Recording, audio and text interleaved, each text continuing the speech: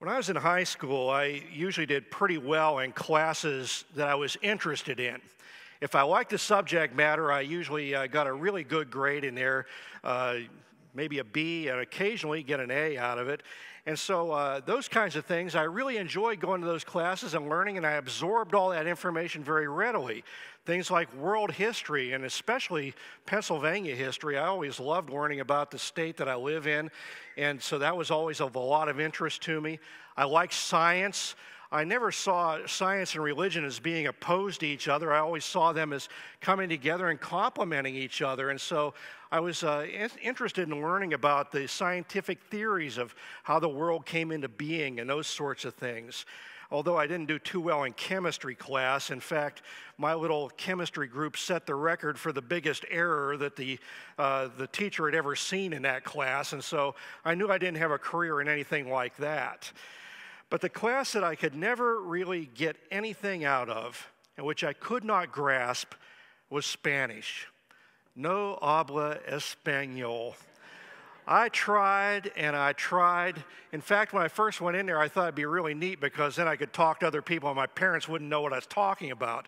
But I could just never get a hold of it. We had these little dialogues we had to remember, and I'd get part of it and forget the rest of it. And back in that time, it was taught to the tune of a hickory stick, and I got that more than once just for not being able to do the work. And so it kind of put a block up, and I wasn't able to learn the subject matter.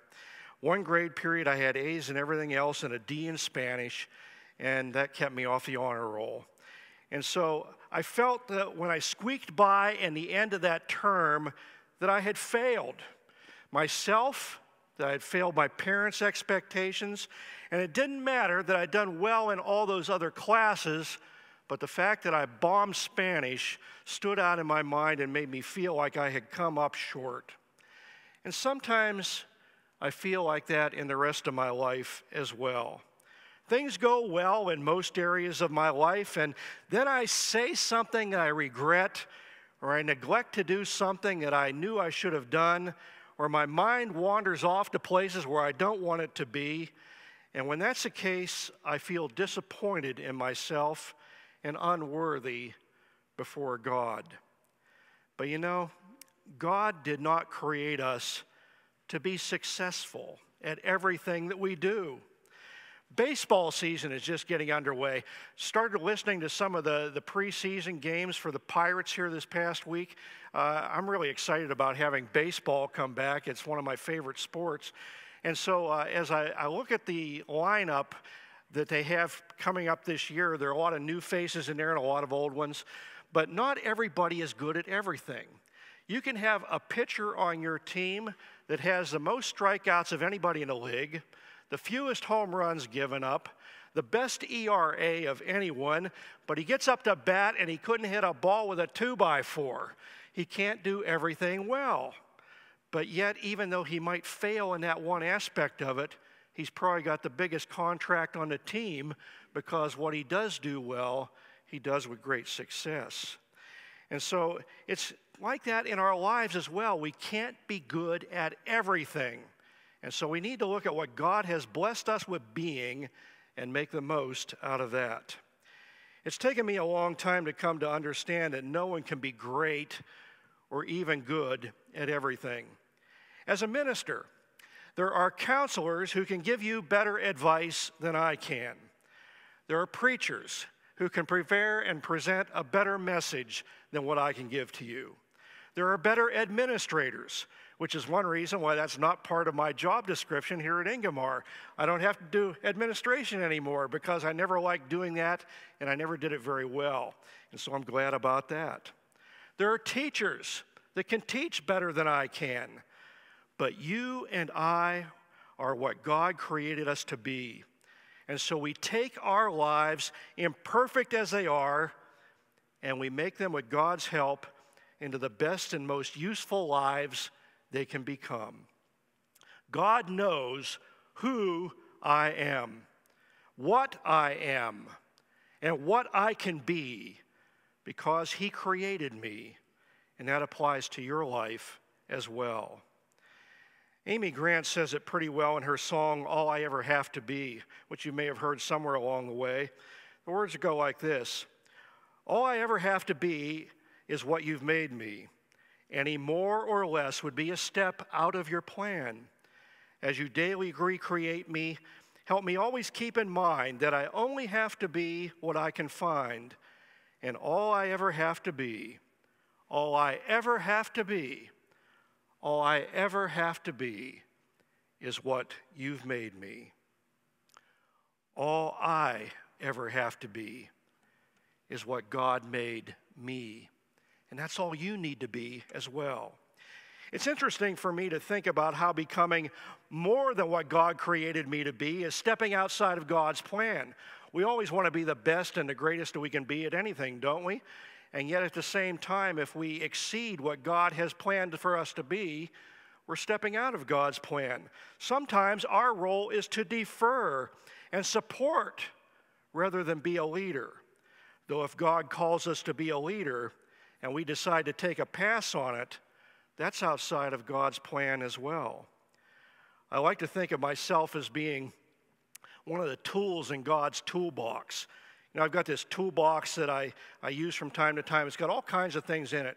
Got a couple of hammers in there, a bunch of screwdrivers of different sizes and different heads on them, different kinds of wrenches, measuring items, just all kinds of things that are in there. What's the most important tool in that box? The most important tool in that box is the one I need right now for whatever that project might be. Sometimes it's a hammer. Sometimes it's a screwdriver. Sometimes it's a measuring stick, whatever it happens to be. But whatever is needed at the moment is the most important tool. And that goes for us as human beings as well. Who is the most important? The one that God needs for some particular task at that particular time. Sometimes I'm that very tool. Sometimes you are. But we're not always the right tool for the right place and the right time. Many of the people who have had the greatest impact on my life are people that you've never heard of, who've never been in the news, who are not of high ranking, but people who were exactly what God created them to be, and they carried that out faithfully, and it made an impression on my life. You know, if you're heading down the road to a destination and all of a sudden the dreaded road closed sign appears, what do? You may be tempted to stay the course and continue on despite the warning, but if you do, you're ultimately going to find yourself disappointed. But if you follow the other route, if you take the detour, you sometimes experience things that you never would have seen otherwise. Do you recall the story of James and John asking Jesus to be set aside in a place of honor beside him when the eternal kingdom was established? They had their whole career spelled out right into eternity, but Jesus put the road closed sign out, humbling them and preparing them for effective service in the very role for which God had prepared them. Not the one they wanted, but the one God established for them. If your life's plans come up to a detour, it doesn't mean failure. It means redirection. It can be a little bit painful, like the drama that we had a couple of weeks ago here in the chancel area, where it demonstrated how painful it is when God chisels away some of the things in our lives that are getting in the way between us and our relationship with God and Jesus Christ. Those things have to go, and sometimes it's hard for us to let go of them. But it's important that we have those things taken away so that we can be all that God has called us to be. Even when we have submitted ourselves as fully as possible to God's direction and turn our lives over to Christ, it does not mean that everything is going to be sunshine and smooth highways from that time on. We still deal with life's challenges, the disappointments, the issues of health, problems in relationships, problems at work, financial concerns. But we're not defeated by these things. Instead, we follow the detour that Christ has set beside us, and we live by Christ-like principles. The difference is, we're not venturing out on our own any longer. we're simply relying upon the power and the presence of God and the Holy Spirit to make the difference and clear the way. When a sculptor chisels away at the stone to make the work of art, a lot of debris comes off. It could be that more stuff is removed than what is actually remaining with the final piece. But the stuff has to go. It's in the way. It's excess. It is junk. What's in your life that fits that description? What is cluttering things up, keeping you from being all that God has made you to be? What needs chipped away to make way for the beauty and the grace of God inside your life? We're going to be observing Holy Communion here in a few moments. It's a time for forgiveness, a time of renewal of our spirits. It's a time to let go of the things that burden us down. And so when you come forward for communion today, and everybody is invited to join us regardless of your membership status or your age, whatever the case, everyone is welcome and invited to join us this morning. As a first step in doing that, we want you to take that black card and write on there something in black ink that needs to be removed from your life. Bring it up and drop it in the trash can as a way of submitting it to God and removing it from your life and asking His help in doing that as you come to receive communion right after that. It might be something you really don't want to get rid of, but which you know is a hindrance to you. It could be something you think you can't break away from, and on your own maybe you can't. But with God's help and the help of others, you can. What needs chiseled out of your life today? Consider that for these few moments before we come before God in the sacrament. Let us just take a moment of silence to fill out that black piece of paper and also the remainder of whatever's on the back of the Connect card that you'd like to respond to today as well.